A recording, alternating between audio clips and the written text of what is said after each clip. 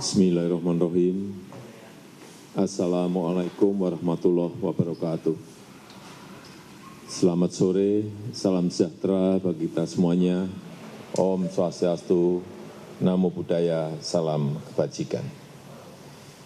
Bapak, Ibu, dan saudara-saudara sebangsa dan setanah air, penyebaran COVID-19 telah benar-benar memperlambat perekonomian dunia, termasuk perekonomian di negara kita Indonesia. 186 negara telah terpapar virus corona. Pemerintah terus bekerja keras untuk mengantisipasi hal ini, untuk mempertahankan daya beli masyarakat, untuk mengurangi risiko PHK, dan mempertahankan produktivitas ekonomi, produktivitas masyarakat di seluruh wilayah tanah air Indonesia. Pada kesempatan ini, saya hanya akan berfokus pada kebijakan bantuan-bantuan yang disediakan oleh pemerintah, langsung kepada masyarakat untuk mempertahankan daya beli masyarakat.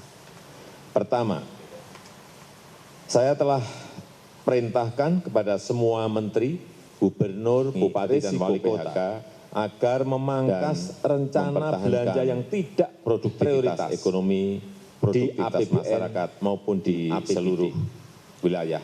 Anggaran perjalanan dinas, pertemuan-pertemuan yang tidak perlu. Pada kesempatan ini, belanja lain akan berfokus pada kebijakan bantuan-bantuan yang disediakan oleh pemerintah harus dipangkas langsung kepada masyarakat untuk kementerian dan lembaga di pusat daya beli, serta juga pemerintah daerah, provinsi, kabupaten dan kota. Saya telah harus melakukan kepada semua menteri, kegiatan, gubernur, bupati, dan wali kota melakukan agar realokasi rencana belanja yang mempercepat penanganan COVID-19 di APBN yang terkait maupun di isu-isu kesehatan, maupun anggaran perjalanan dinas, isu-isu pertemuan yang tidak perlu, landasan dan hukumnya belanja lain yang hari Jumat yang lalu tanggal 20 Maret 2020 masyarakat telah saya tanda tangani Inpres nomor 4 tahun 2020. Kementerian dan lembaga di pusat memerintahkan refocusing kegiatan daerah, relokasi anggaran, kabupaten dan kota ini juga memerintahkan untuk percepatan refocusing pengadaan barang dan jasa dan untuk mendukung melakukan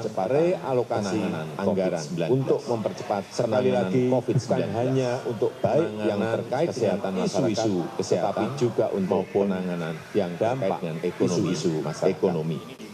Yang ketiga, hukumnya saya minta pada kementerian dan lembaga yang lalu tanggal 20 Maret pemerintah daerah 2020 provinsi saya tanda tangani kabupaten dan kota tahun agar 2020. Selain menangani isu kesehatan masyarakat, refocusing kegiatan dan menjamin relokasi anggaran, Inpres ini juga memerintahkan untuk percepatan pelaksanaan pengadaan utamanya jasa untuk mendukung kita harus membantu para buruh, membantu para pekerja harian, membantu para petani, membantu para nelayan, membantu para pelaku usaha mikro dan kecil agar daya belinya tetap terjaga, agar terus beraktivitas dan berproduksi. Keempat, saya telah perintahkan agar program padat karya tunai, sekali lagi program padat karya tunai harus diperbanyak, harus dilipat gandakan dengan tetap mengikuti protokol kesehatan untuk pencegahan dan penularan COVID-19, yaitu dalam bekerja harus menjaga jarak yang aman.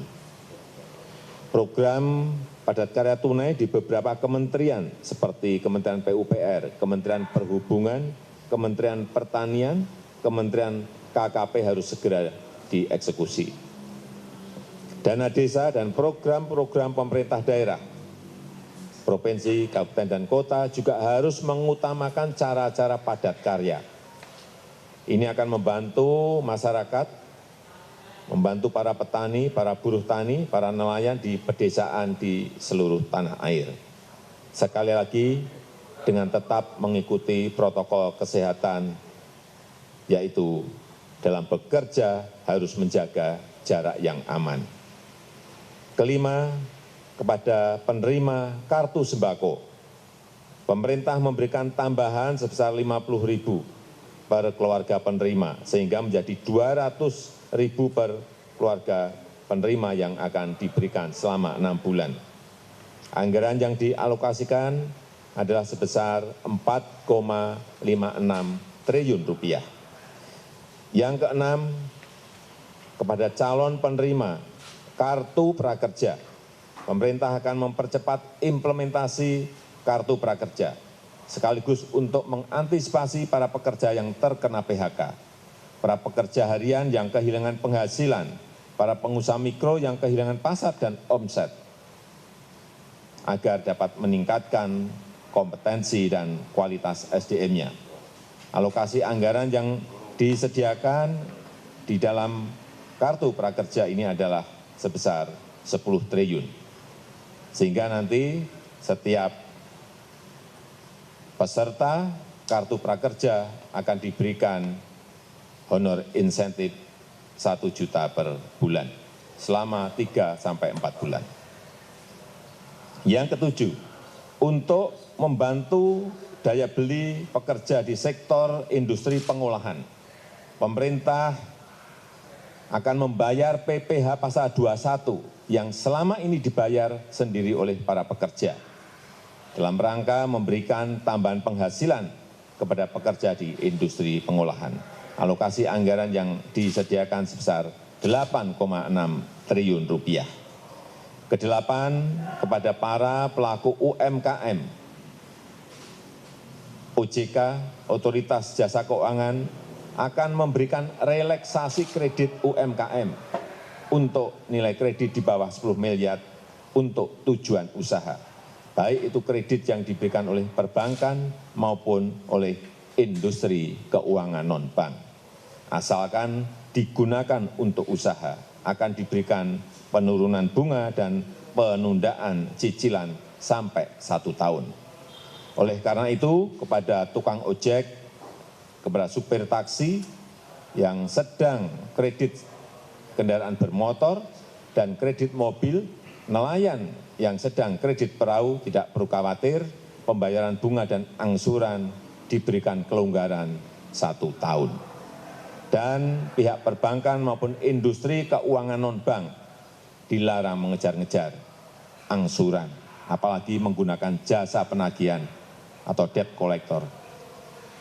Itu dilarang, dan saya minta kepolisian mencatat hal ini.